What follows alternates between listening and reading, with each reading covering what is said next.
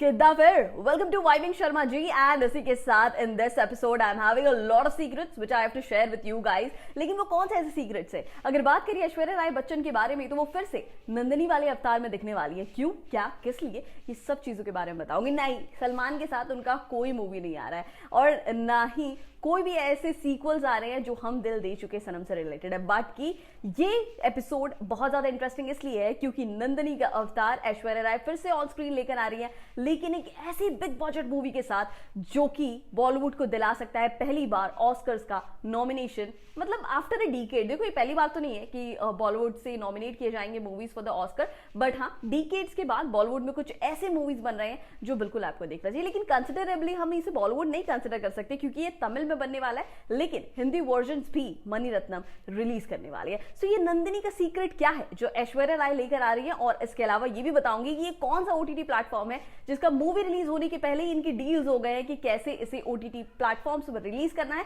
और कितना रुपए का राइट्स मणिरत्नम ने इस ओटीटी प्लेटफॉर्म को बेचा है। सब कुछ बताऊंगी, सब डिटेल्स बताऊंगी। सो बने रहिए इस वीडियो में। I will be back, let's get started.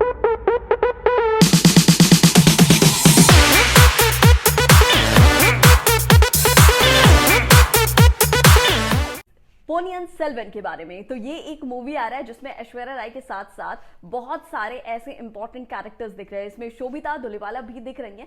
लेकिन इस मूवी में ऐसा क्या है जो इसे जिता सकता है ऑस्कर या फिर नॉमिनेट कर सकता है, इस बारे में मैं बिल्कुल बात करेंगे। बट रिसेंटली एक छोटा सा एग्जाम्पल आपको देती हूँ कि जब अभी ना रिसेंट बहुत ज्यादा वायरल हुआ था कि ऐश्वर्या राय ने मणिरत्नम अपने गुरु का पैर छुआ। ठीक है, इसमें बॉलीवुड का देखिए इतना बड़ा हाथ है इस मूवी को डीमोटिवेट करने में कि इस न्यूज से कोई भी ये प्रमोट नहीं किया कि ऐश्वर्या राय क्यों गई थी, किस प्रोग्राम में गई थी। बल्कि बात करें तो उस दिन ट्रेलर लॉन्च होने की बात की जा रही थी ऑफ पोनियन सेल्वन, जिसके लिए बहुत सारा ह्यूज क्राउड था और एक बहुत ग्रैंड इवेंट था। लेकिन बॉलीवुड शायद नहीं चाहता है कि ऐसे मूवीज बने, या यूं कह लो प्रमोशंस को लेकर बहुत ज्यादा खुश नहीं था, इसलिए न्यूज बहुत ज्यादा वायरल नहीं हुआ। Mani Ratnam is back with the big huge project जिसका नाम है पोनियन सेल्वन। अब इसमें ऐश्वर्या राय तो दिखेंगी, उसके अलावा इसमें बहुत सारे कैरेक्टर्स हैं, बहुत सारी चीजें हैं, लेकिन जो सबसे ज्यादा इंप्रेस कर गई लोगों को वो है नंदिनी का कैरेक्टर। इसमें आपको ऐश्वर्या राय फिर से वही चार्म के साथ दिखेंगी, वही एलिगेंस के साथ दिखेंगी जिसे हम स्क्रीन में देखने के लिए तरस रहे थे। इसके अलावा मणिरत्नम को बहुत अच्छे तरीके से पता है कि ऐश्वर्या राय को किस तरीके से प्रेजेंट करना चाहिए और किस तरीके से उनकी खूबसूरती को और निखारना चाहिए, जो उन्हें टिप्स बिट्स में बहुत अच्छे तरीके से पता है। लेकिन इस मूवी की स्टोरी के बारे में बात करें तो ये एक नॉवल पे बेस्ड है जो 1950s में भी काफी चर्चे पर था। पर इस मूवी की ऑस्कर जीतने जितना बातें चल रही है उतनी बातें इस बारे में भी चल रही है कि इस मूवी से रिलेटेड कुछ तो है गुरु। क्योंकि जब भी इस मूवी को, इस नॉवल को अडैप्ट करने का चाहा है कोई भी डायरेक्टर ने फिल्म में, तो कुछ ना कुछ जरूर हुआ है। सबसे पहले इस नॉवल को जो मूवी में करना चाहते थे वो 2013-14 की बात है, जब रामचंद्रन इसके राइट्स खरीदे थे 10,000 यूरो डॉलर्स में, यानी कि इंडियन करेंसी में 8,10,000 के आसपास होता है, जब उन्होंने इसके राइट्स खरीदे थे। लेकिन उसके बाद उनकी एक्सीडेंट हो गई। 6 महीने बाद जब वो ठीक हुए और मूवी बनाना चाहे तो वो कंटिन्यू नहीं कर पाए। इसके बाद 2015 की बात है जब सौंदर्य रजनीकांत एंड इरोस इंटरनेशनल ने मिलकर सोचा कि इस नॉवल का अडैप्टेशन मूवी में बनाते हैं, लेकिन फिर वो भी कंटिन्यू नहीं कर पाए। इसके अलावा तमिल में एक स्टूडियो ने सोचा कि 15 डीवीडी इसके बनाए और इन्हें कार्टून एनिमेशंस के तहत सोचा कि रिलीज करें, तो उसके बाद वो स्टूडियो जल गया। उसके बाद 2019 में ये बात आई कि मणिरत्नम इस नॉवल को फिल्म अडैप्टेशंस में कन्वर्ट करना चाहते हैं, और 2021 में ये बात आई कि दोनों एंड्स, दोनों पार्ट्स का शूटिंग डन किया है मणिरत्नम ने। लेकिन आपको मैं बता दूं कि जितने करोड़ रुपए इस मूवी को बनाने में खर्च हुए हैं उससे डबल रुपए खर्च हुए हैं पूजा करने के लिए, ताकि इस मूवी को, इस नॉवल को अडैप्ट कर सके और ये कंप्लीट हो सके प्रोजेक्ट। तो क्या है इस स्टोरी में ऐसा कि डायरेक्टर्स और प्रोड्यूसर्स को करने पड़े हैं लाखों रुपए की पूजा? इस मूवी में ऐश्वर्या राय के बाद त्रिशा कृष्णन है, विक्रम है, शोभिता धुलीवाला है एंड बहुत सारे ऐसे लोग हैं जो इस मूवी को बनाने वाले हैं मिलकर हिट। ये मूवी के बारे में बात करें तो ये एक्चुअली नॉवेल्स ना 1950s में रिलीज हुआ था और तब से लोग बहुत एडिक्टेड है इस नॉवल के पीछे। जब भी वो पढ़ते हैं उतने ही इंटरेस्ट से पढ़ते हैं, कोई उबता नहीं है, और उसके अलावा सबको the same tangent intensity of interest अभी तक बना हुआ है। तो मणिरत्नम ने ये बहुत अच्छे तरीके से सोचा है कि इसे मूवी में कन्वर्ट किया जाए। अब अगर इसकी स्टोरी के बारे में बात करें तो ये 1950 टू 54 के बीच का दिखाता है। 10th सेंचुरी का स्टोरी है ये, जहां पर चोला डायनेस्टी काफी एक्टिव थे। उसके अलावा इसमें कुछ हिस्टोरिकल इवेंट्स दिखाए गए हैं, मैथोलॉजिकल इवेंट्स भी इसमें ऐड किए गए हैं, जो कि इस मूवी को बनाता है बहुत ज्यादा बेहतरीन। क्यों लोग कह रहे हैं कि ऑस्कर मिल सकता है या फिर नॉमिनेट किए जा सकते हैं, क्योंकि ऑस्कर मिलना एक बहुत अलग बात है, लेकिन नॉमिनेशंस तक पहुंच जाना वो उससे भी अच्छी बात है, जिसको लेकर इस मूवी को ऑस्कर तक पहुंचाने का जो रीजन है वो ये है कि इसके सारी सीन्स लार्जर देन लाइफ है। Vikram amazing phenomenal acting.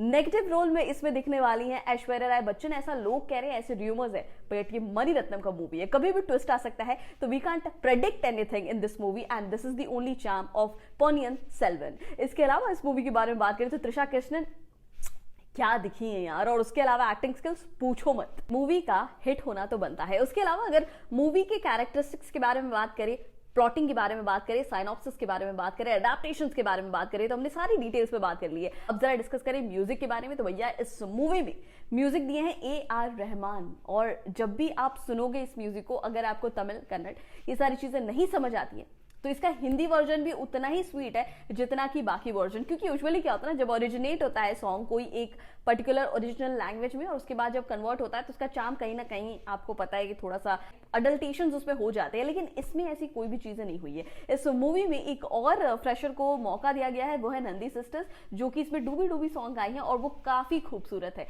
इसके अलावा इस मूवी में गाने अच्छे हैं, एक्टिंग स्किल्स अच्छी है, स्टोरी अच्छा है और डायरेक्शन बहुत अच्छे डायरेक्टर ने किया है मणिरत्नम, तो इसका ऑस्कर्स तक नॉमिनेशन लाना तो जरूरी है। अभी आप ट्रेलर देखोगे ना, आपको वो एक अलग वर्ल्ड में ले जाएगा। अब बात भी सही, 1950s में यार ये स्टोरी, ये नॉवल कितना ज्यादा हिट था, और फिर 50-60 साल के बाद भी लोगों को उतना ही इंटरेस्ट है इस तमिल नॉवल में, तो आप समझ सकते हो कि इसमें कुछ तो है जो लोगों को कनेक्ट कर रखा है। बट इसके अलावा माइथोलॉजिकल ये बहुत एक्टिव है मूवी, तो लोग थोड़ा ज्यादा वेट कर रहे हैं इसे देखने के लिए, जो इस महीने 30 सितंबर को रिलीज होना है। अगर बात करें OTT प्लेटफॉर्म्स के बारे में, तो जिस OTT प्लेटफॉर्म ने इसके राइट्स खरीद लिए हैं वो और कोई नहीं, ये 500 करोड़ रुपए में बना पोनियन सेल्वन बाय मणिरत्नम का जो राइट्स है वो Amazon प्राइम ने खरीदा है टोटल 125 करोड़ रुपीस में। और जब इसका रिलीज थिएटर्स से खत्म हो जाएगा तो जो सबसे पहले OTT प्लेटफॉर्म पर ये मूवी आने वाला है वो है Amazon प्राइम। तो दिल थाम कर बैठिए, अगर इन एनी वे आप थिएटर्स तक नहीं जा पाए मूवी देखने के लिए तो आपको Amazon प्राइम में बिल्कुल देखने मिलेगा, क्योंकि Amazon प्राइम ने 125 रुपीस में इस मूवी का राइट्स को खरीदा है। तो बिल्कुल विल वेट फॉर इट कि आखिर ये मूवी किस तरीके से होने वाला है। बट होपफुली अगर आपका थिएटर्स जाने का मन है तो हो सकता है कि आपको